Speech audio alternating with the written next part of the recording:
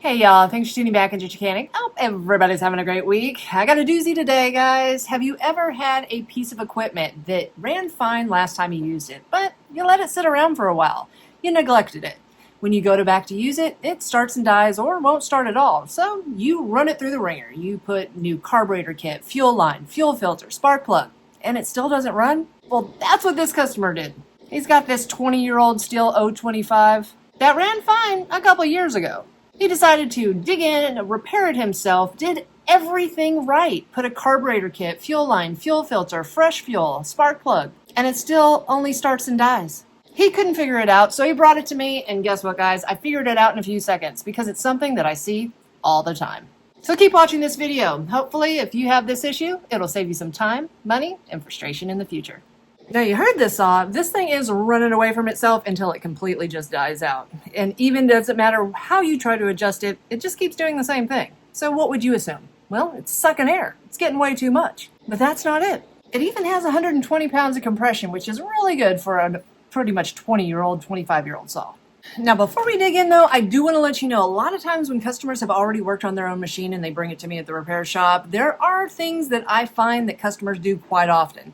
One is when they have a aftermarket fuel line. A lot of times when they're tugging it into the inside of their tank, because it's got a rubber grommet that needs to be snugged into the housing of the saw. They go in with their pliers, they're pulling the fuel line from inside the tank, and they don't know it, but it rips. They'll have a hole in their fuel line, they'll not know it, and it'll never run right. Another reason is carburetor kits. A lot of customers do not know which way the gaskets and the diaphragms go, and if you put them upside down, it's not going to run right. And there's a third one, but I gotta let you see so you know what I'm talking about. Alright, so let's take a peek into this tank here. He does have his brand new fuel line in there. I did check it. There are no holes. Brand new fuel filter. Check the fuel. It's good, and there is no water. Now, I have had this apart already, but I put it back together while I was waiting on what I'm fixing to show you. But the third thing that I see customers that have worked on their own machine and it's still not running right not know is about the tank vent. Now, I've already replaced it with one. I just usually use a little piece of Tygon line, throw some little set screws in there, one on each side, give it a little room right here. But there's a nipple coming out of the tank. Let me bring you in. And what happens is people see that nipple, they'll assume that that's just their tank vent, that nothing goes on it, but it has to have this resistance right here. So if you do not have anything on that little plastic nipple coming out of your fuel tank, you got to have a tank vent. Now, the reason people don't know about the tank vent is because over time of them just sitting, they get hard, deteriorate, crumble into pieces, fall apart, and they're gone, and you never even knew it was there.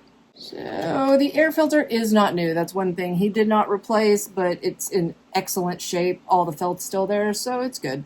I'm going to move this piece. Spark plug, already checked it. It's new and looks great. But we're going to look down and see what the inside of this cylinder looks like. Okay, so I want you all to be able to see what the cylinder looks like, so I'm going to use my Depstech HD Endoscope, and it's got the articulating end on it. Like always, love this thing. So I'm going to go, and we're going to look at the exhaust first. I want you to see that. It don't get any better. I mean, I do not know how a 25-year-old saw still looks pristine.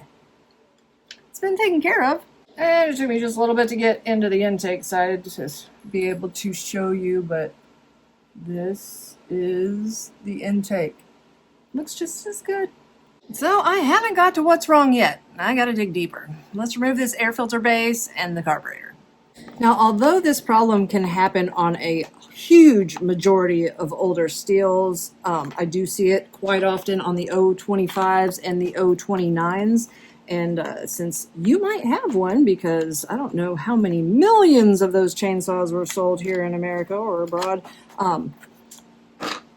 you might need to know how to do this repair. So for the 025, first we're going to take our air filter base, then I'm going to remove the throttle rod, and it's just in a little notch there. I'm just going to pull it up. It comes right off. We also have the choke lever rod, and what we're going to do, since the carburetor's loose, we're able to just pull this one out. If I can get it in the right... Oh, I got to take it off. Off choke first. There we go. Okay. Once you take it off choke, you can just slide it right out the side.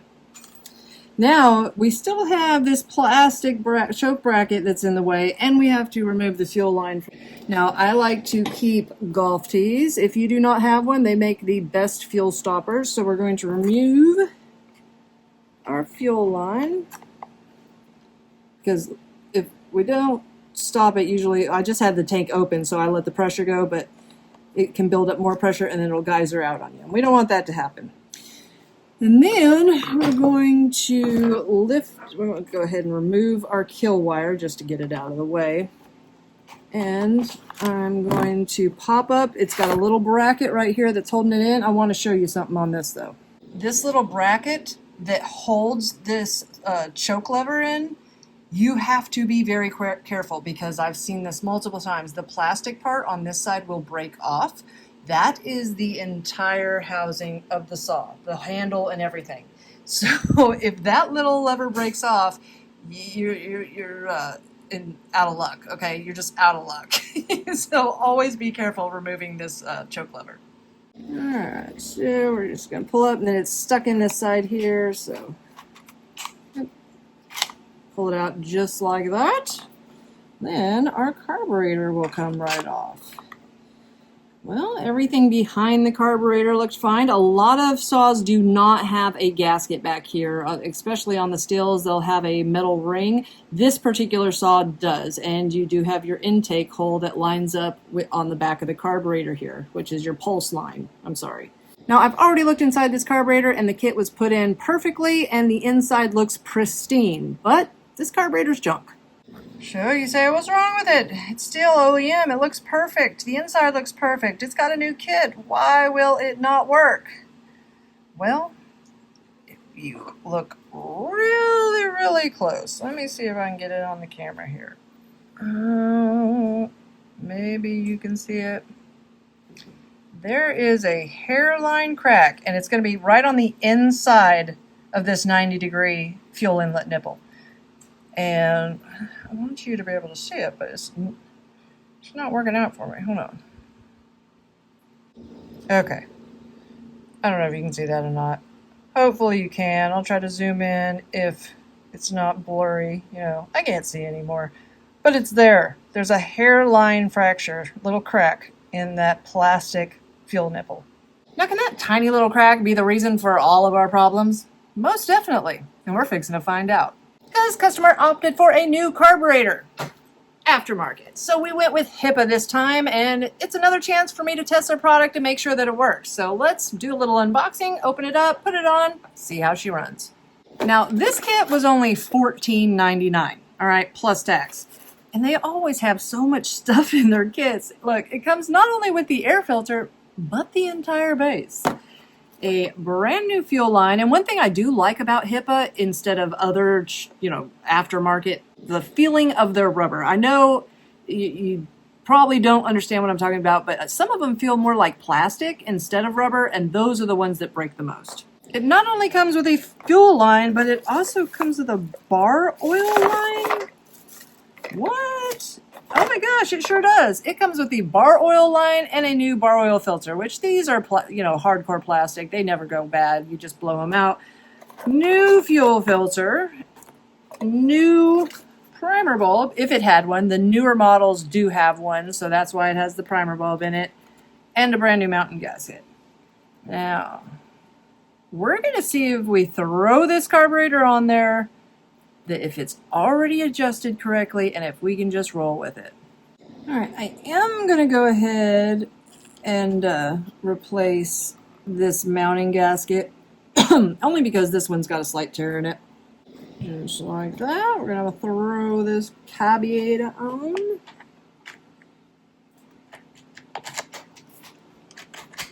Pop it on back there. Next, we're going to put our fuel line on.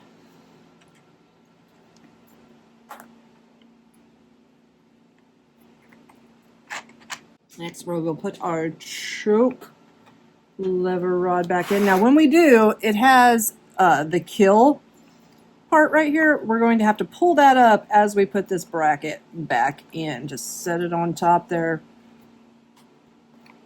Push this back down into this little slot. That way, whenever you come up with it, it hits the kill wire that we're going to reattach here in a second. All right, we've got our throttle rod. Let's get it right in there. We're going to push it forward. No, stay in your hole.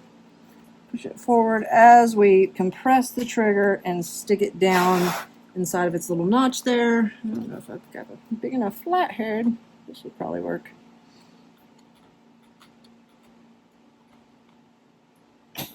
There we go. Alright, take it off choke. We're going to slide our choke lever in the side here. I'm trying to do it where y'all can see it. Once you bring that up.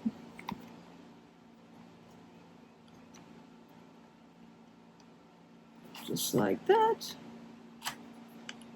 Now you've got the choke lever working. I had to move the camera. I noticed I wasn't letting y'all see what I was doing. Okay, so this is your kill wire. It's got a little area down there it can go back in, and we're going to slide it into this hole.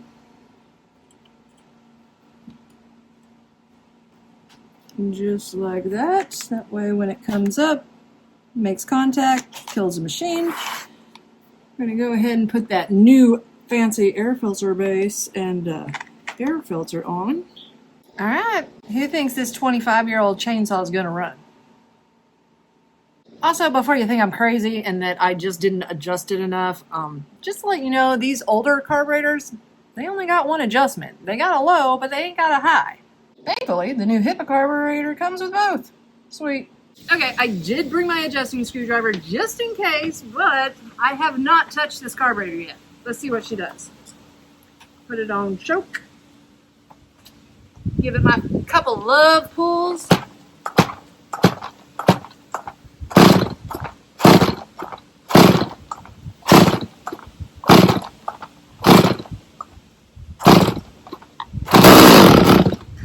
That's a Stihl.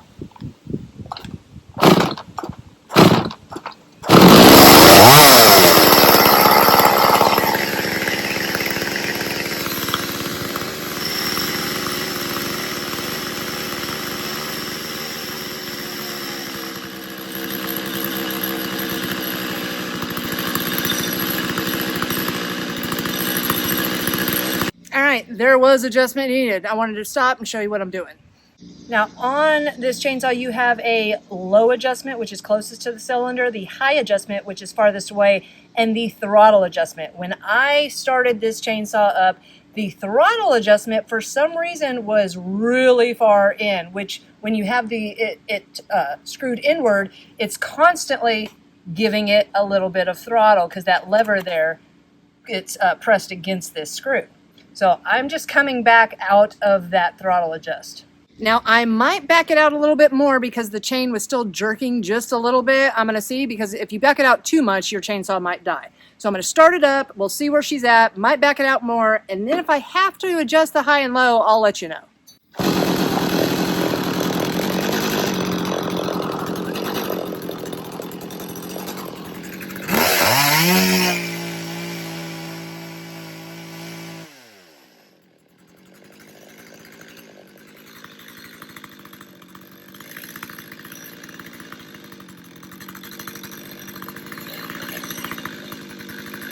All right, guys, something ain't right. Okay, and it ain't my adjusting skills, and it ain't the carburetor. There's something wrong with this sprocket or clutch. Now, I had this thing adjusted perfectly. It was running high and low, idling perfectly, but the chain kept jerking a little bit, and that gives me an idea that something is wrong underneath the side cover. I'm going to remove it, and let's see what's up. I removed the side cover, took the bar and chain off. You're not going to believe this. Not only is the sprocket completely blown out. I mean, look at those grooves inside where the chain runs on. But look at this. Why is it so wobbly? All right, we got to see what's going on here. I'm going to take this little clip and washer off. clip, washer. Oh, wait a minute. Where's the bearing? No wonder the chain was moving. Okay, well, I do not have a new sprocket and bearing in stock. So what I did, because, you know, it's me, I had a Stihl MS-251 that I am stealing the bearing out of. I would use the sprocket too, but this one, I don't know if you can see it real well. Somehow the chain got in between the washer and the spurs here, and it knocked all the teeth off the edge. So this is a bad sprocket. It'll just continue to have the chain go in between the washer and the sprocket, and it's not going to work. So I'm going to go ahead and put this sprocket and bearing back on. We're going to start her up and see if she idles and revs high. Alright, got her put back on there, and just want to show you, obviously you can see that reservoir is full of oil. This thing has been oiling great, so we know the oiler works. Alright, do over. Put her on choke. Pops up.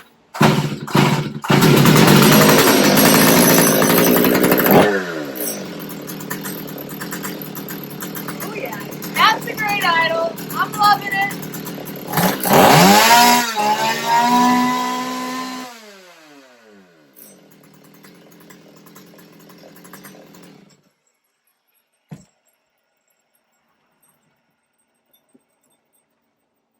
Okay, the carb works great.